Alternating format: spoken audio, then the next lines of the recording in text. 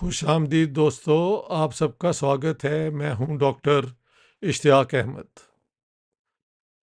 United States of America के Supreme Court ने President Trump के केस में जो जजमेंट दी है उस पे कई सवाल उठ रहे हैं। आपको पता है सुप्रीम कोर्ट के अंदर जो 9 जज हैं, मेरे ख्याल से 6 कंजर्वेटिव हैं यानी प्रो रिपब्लिकन और 3 लिबरल हैं, प्रो डेमोक्रेट्स। तो मेजॉरिटी वोट से सुप्रीम कोर्ट ने ये फैसला दिया है कि प्रेसिडेंट जो है अमेरिका के, उन्हें इम्यूनिटी होता है कि उन पे कोई केस नहीं चल सकता वाइल दे आर प्रेसिडेंट।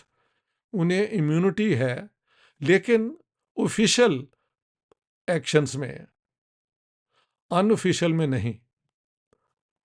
अब मसला ये है कि इम्यूनिटी जो है वो क्या एक खुली छुट्टी है जो मर्जी कर दें और कहा जाए कि ये ऑफिशियल एक्ट है, ये अनऑफिशियल एक्ट है। मिसाल के तौर पे प्रेसिडेंट जो है वो अपने ऑफिस में किसी से ब्राइब लेके उसे सेनेटर बनवा देता है। Is this as a private person और as in the official position? President जो है वो असैसिनेशन किसी पॉलिटिकल अपोनेंट की और बाकी दुनिया में ऑर्डर कर देता है, तो क्या ये भी इम्यूनिटी का केस है? And what is private and what is public, ये नहीं सुप्रीम कोर्ट ने क्लियर किया। इसकी बैकग्राउंड देखें। पिछले दिनों यूएस न्यूयॉर्क की जो सुप्रीम जो है हाईएस्ट कोर्ट, वहाँ की जूरी ने प्रेसिडेंट ट्रंप को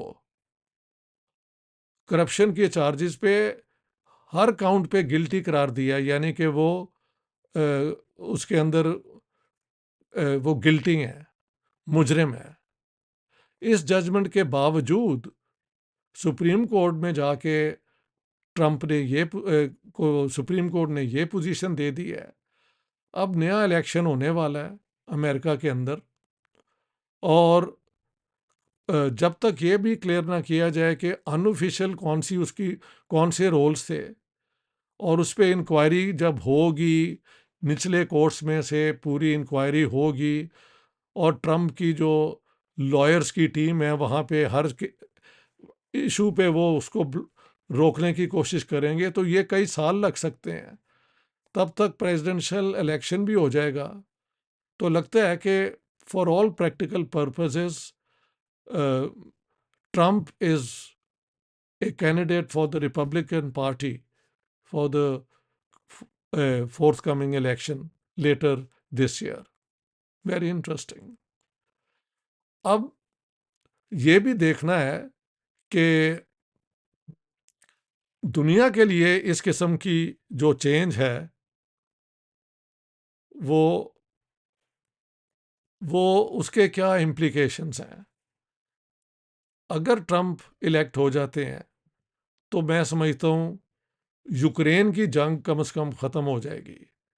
ये बाकी वेस्टर्न पावर्स ने और बाइडेन के दौर में नेटो और इन सब ने मिलके वेस्टर्न पावर्स जो हैं यूरोप की, उन्होंने, ठीक है पुतिन ने एक इररिस्पॉन्सिबली जंग शुरू कर दी, लेकिन उससे पहले जो उन्होंने बयान दिए थे कि भी हमारी तरफ नेटो को ना बढ़ाएं, उस पर इन लोगों ने तवज्जो नहीं दी।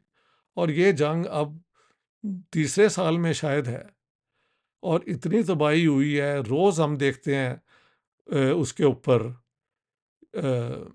टेलीविज़न पे निहत्थे लोगों के साथ जो जुल्म हो रहा है। मैं बेसिकली एंटी वॉर बंदा हूँ जी, तो मुझे इस जंग को अगर ट्रंप आके ख़त्म करते हैं तो I would be the happiest man, knowing के he has all those other tendencies which I don't approve of. ये भी सवाल है कि क्या ट्रंप के होते हुए जो इज़राइल और फ़लस्तीन का इशू है ये रिजॉल्व क्या हो जाएगा? याद रहे कि व्हेन ट्रंप वाज प्रेसिडेंट तो उनके सन इन लॉ, जो कि ख़ुद भी यहूदी हैं, और यहूदी होना कोई मतलब कि गलत बात नहीं है, वैसे I am telling the connection, उन्होंने कोशिश भी की थी कि यूएई के ज़रिए इज़राइल को रिकग्नाइज करवा लिया जाए और कोशिश की जाए कि एक वहाँ पे पैलेस्टाइन में कोई एक पीस इस्टेब्लिश कर दी जाए, लेकिन उसके अंदर फ़लस्तीनियों के लिए एक वायबल सॉवरेन स्टेट नहीं थी, तो वो तब कामयाब नहीं हुआ। लेकिन बाइडेन के दौर में तो जो बॉम्बार्डमेंट करना चाहते हैं अपना ये इजरायली, वो करते जाते हैं and there is no end to it. तो हमारे लिए ट्रम्प का इलेक्ट होना यहाँ बैठे हुए सारी दुनिया में, यूरोप में और उधर मैं समझता हूँ बेहतर है कि ये यूक्रेन की जंग कहीं न्यूक्लियर वॉर ना बन जाए। इस पे ये वेस्टर्न पावर्स की कोई मुझे पॉलिसी नज़र नहीं आती, ये प्रोवोकेशन पे प्रोवोकेशन है। Although I grant Putin should not have started this war knowing कि ये क्या हो सकता है, लेकिन अब हो गया है, तो इस जंग को रोकना मेरे ख्याल से हमारे जैसे अमन पसंद लोगों का ड्यूटी है। एंड आई होप कि कोई ना कोई ये जो जेनोसाइडल वॉर चल रही है ना मिडल ईस्ट में, ये कम हो। ये मैं कहता चलूँ कि सुप्रीम प्रेसिडेंट का जो अब ऑफिस है अमेरिका का, वो ज़्यादा करप्शन के लिए मुझे लगता है तैयार हो गया है, क्योंकि ऑफिशियल क्या है, अनऑफिशियल क्या है, अब्यूज़ मिसयूज़ ऑफ ऑफिस क्या है, ये सालों तक हल नहीं होना। आपके पास पैसे हों तो आप ऐसे वो वकील करते जाएं वो जो हर लोअर कोर्ट में इस इशू को किसी तरीके से डिले करते जाएं, और हो सकता है 4 साल तक फैसला ही ना हो, और 4 साल तक ट्रंप अगर इलेक्ट हो जाए तो ही can also be the president of the United States. That would be the ultimate indictment of this whole system. हम देखते हैं पाकिस्तान में सुप्रीम कोर्ट और हमारे जुडिशरी पे सवाल उठता है, इंडिया में उठता है, तो ये सारी दुनिया में जो डेमोक्रेसी का जो एक था ना आइडियल, वो इट्स कम्बलिंग डाउन क्रम्बलिंग, और ये दुनिया के लिए बड़ा ख़तरनाक है।